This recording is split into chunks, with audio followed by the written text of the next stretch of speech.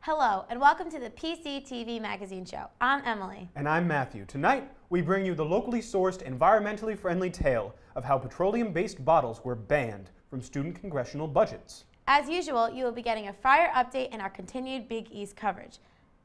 And you can expect an unusually comedic piece of entertainment and this week's Perspective of Providence feature. But first, we take you to Friar Update for your weekly dose of campus athletics, followed by the latest in the Big East legacy. Hello and welcome to Friar Update. My name is Umar Malik. And I'm Sarah Davis. We start with breaking news regarding Providence College basketball.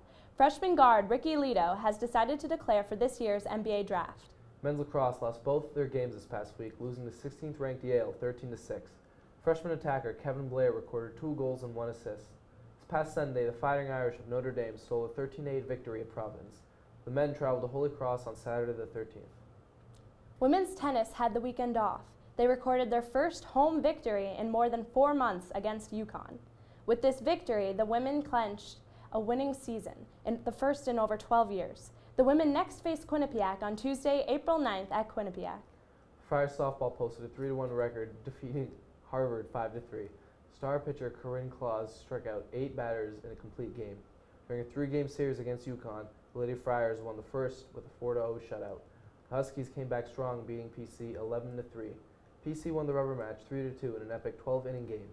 April 9th, Louisville comes into Providence at noon. I'm Umar Malik. Once again, I'm Sarah Davis. Thank you for tuning in to PCTV's Friar Update. Thank you, Angelo. Now, we'll be taking you from the lawn of Slavin to the lower quad, asking students what they think of same-sex marriage in this week's Perspective of Providence segment. What are your opinions on same-sex marriage, and what influences your opinions?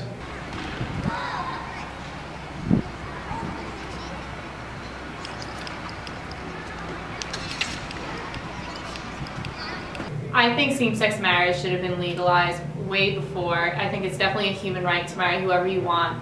You know, from how I've grown up and what I've seen, and just my whole Catholic upbringing, I've always been opposed to it, just for mainly that reason.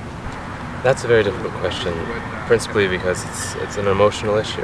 Yeah, I think marriage is between love and love, and it doesn't matter what gender the people are. Marriage is about a covenant. Marriage is about growing together and becoming one. It should absolutely be something that is socially acceptable and legally acceptable. Its being is not just about love. It's about commitment. It's about procreation. It's about raising a family. We should focus less on lessening our oppression and making society less oppressive. And it's about creating a microcosm of humanity. There's no way, under that definition, to support gay marriage. I believe in the separation of church and state, and while I believe that if the Catholic Church says that you can't get married because you're gay, that's totally acceptable, because I couldn't get married under the Jewish denomination. I wouldn't be able to get married under any other religion other than what I am, and if the religion or the church won't let me get married there, that's totally understandable. Though I don't oppose same-sex marriage, I also don't wholeheartedly endorse same-sex marriage, because I think it's a way to assimilate gay people into the mainstream. Whatever your personal opinion, it doesn't matter, because it's like it's somebody else's life, and no one has the right to influence what somebody else does. That segment never minces words. Thanks for taking tough questions to the campus, Matt. Well, what was tough was getting opinions in opposition. It's always fascinating to have your expectations turned upside down. True that, Matt. Now we're heading over to PCTV's coverage of the Think Outside the Bottle debate, a topic that makes campus thirsty for answers. Hi, this is Melissa Bryan for PCTV News. Congress has just decided that Providence College will no longer allow on-campus events to use bottled waters, especially by clubs promoted by the school. Let's talk to Sarah Fitzgerald, who's in charge of the Think Outside the Bottle campaign, and see what she says about the movement. So my name is Sarah. I'm a senior global studies major, and I'm part of the Think Outside the Bottle campaign. The overarching concern of our campaign is challenging corporate abuse of water. So we're living in the midst of a global water crisis in which about 1 billion people don't have access to clean drinking water, and when corporations bottled water, they are essentially commodifying and owning what should be a human right and natural resource. So we're trying to encourage students to choose tap water, not only for the health effects, you skip the carcinogens that are in plastic, it's also a lot cheaper just to use tap, but also in the interest of challenging these multinational corporations that have been privatizing water sources. This semester, a huge part of our campaign was writing legislation, or at least using Student Congress's help to draft legislation and then pushing it through Congress to get student clubs and orgs to go bottled water free. So starting day 1 of next semester of fall 2013, all clubs and orgs, including Student Congress, will have their events bottled water free. So last month we partnered up with BOP and SEEK and Amnesty International and put on a World Water Week celebration, and one of our most popular events was the tap water taste test, in which students had 1 Dixie cup full of tap water, 1 Dixie cup full of bottled water. We asked them to try to figure out the difference between the two, and over half of students can't tell the difference, and that could be because over half of bottled water is actually tap water anyway.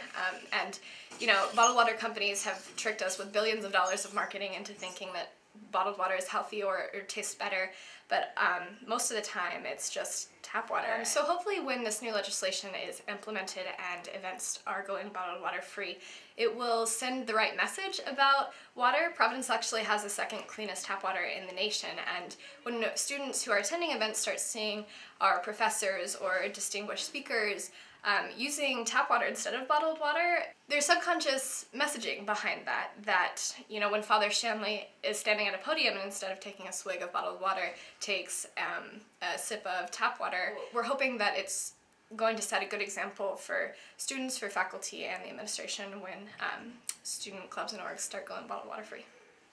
What do you think about this movement? Do you think outside the bottle? This is Melissa Bryan for PCTV News, signing off. How wonderful it is that students on this campus continue to organize for change. Providence should never be surprised when students challenge this campus to be a better environment. God bless him indeed. Next, let's take a look at entertainment's throwback piece that is sure to make you crave a big, hot wiener.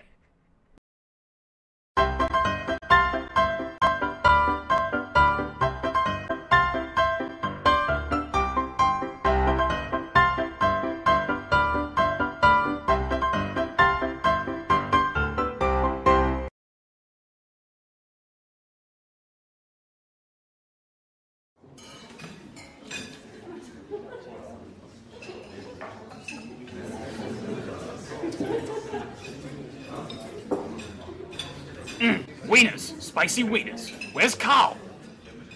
Oh, hey Carl. Hey Kramer. You ready to eat? Yeah, check out the waitress. Oh yeah, that's Bernice. She's real hot. She's like a desert flower. Melts my plastic. Let's dig in. Wieners. Spicy wieners.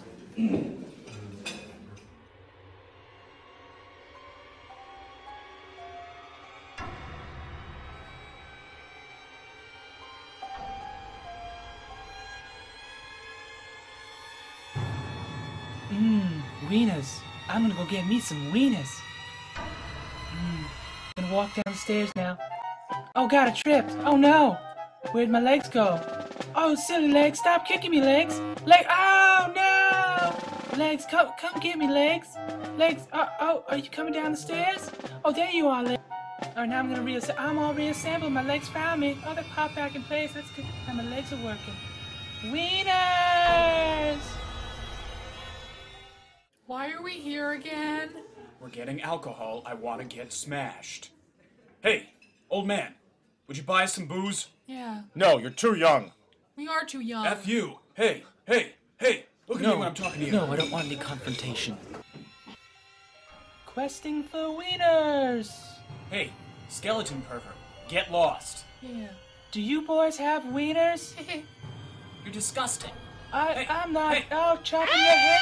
I'll chop your heads off because you don't have my wieners. Hey. I'm gonna go inside now and find a wiener. Look at me when I'm talking to you. Look at me. No, you're just a head now. Wieners! Oh my god! What's he doing? Oh my god! Hey, you're talking about wiener! I mean your wiener. Now I'm running out with the other one. Kyle, we gotta get him! Let's No, run! no, back. I'm running away. You're too slow. Gotta quit smoking.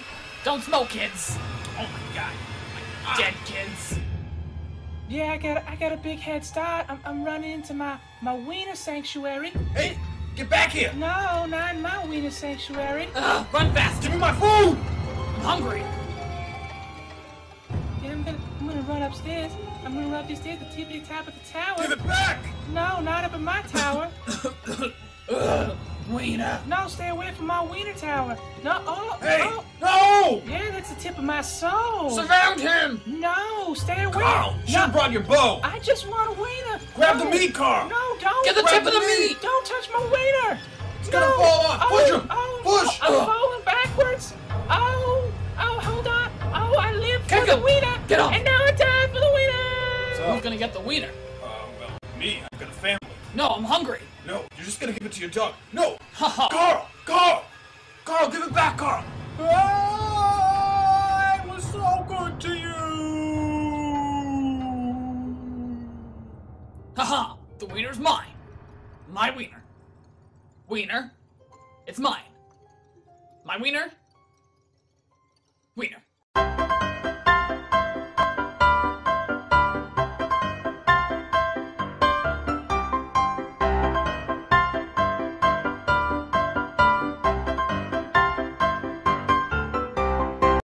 Legos take on a whole new purpose in the hands of our creative team. That or we just work with 8-year-olds. Regardless, Emily, we're going to News' coverage of Curtains, the latest musical whodunit.